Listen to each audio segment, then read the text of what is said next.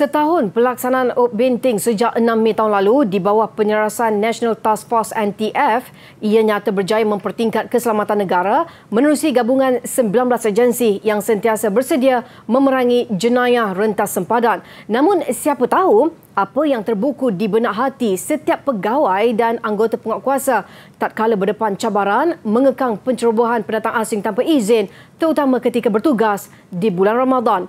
Ikuti siri kedua setahun Op Benting oleh Mas Zarif Zafri Aziz Desa.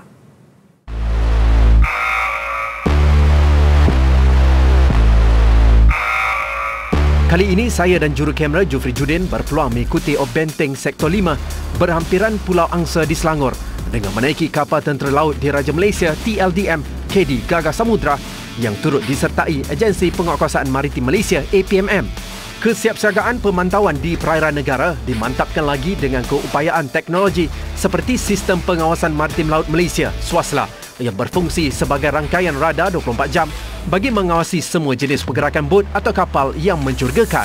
DLDM dan agensi penguatkuasaan yang lain, kita kekal siap siaga untuk memastikan anggota, untuk memastikan peralatan kita berada di tahap kesiagaan yang tertinggi bagi membolehkan kita beroperasi dan mengoperasikan peralatan di kawasan yang terdedah dengan ancaman parti ini dengan baik.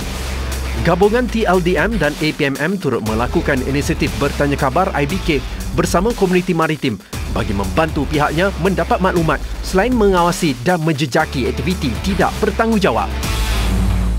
Pun begitu, dalam mengharungi cabaran mempertahankan sempadan negara, Ramadan dan Syawal yang bakal tiba menjadi salah satu dugaan mengundang rasa hibah buat pasukan keselamatan ini. Namun, ia terus digalas baik dengan kental menerusi semangat kerjasama berpasukan demi menabur bakti buat negara. Kalau nak ikutkan, ini tahun yang saya tak ingatlah tahun yang berapa saya berhari raya di laut tanpa keluarga. Rasanya lebih 7 ke 8 kali rasanya dah saya di laut.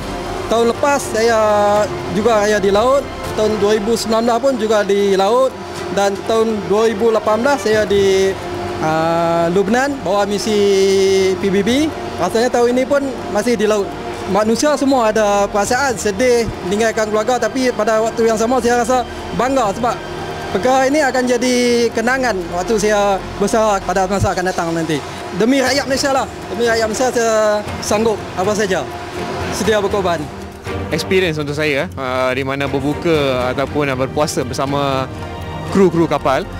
Saya pernah cuba sekali lah pada hari pertama tersebut untuk berpuasa dan berbuka bersama-sama dengan KD Gagah Samudra, dan merupakan satu pengalaman yang indah lah, yang mana kita betapa susahnya untuk kita berpuasa dan juga berbuka sama-sama dan untuk lebih mengeratkan silaturahim antara APMM dan juga TLDM.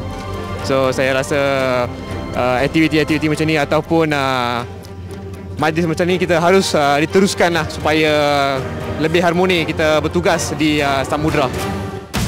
Apa yang pasti, penubuhan NTF ini menjadi terus relevan dalam memperkasa pertahanan sempadan negara dan secara langsung menjejaki penjenayah dan tali barut negara.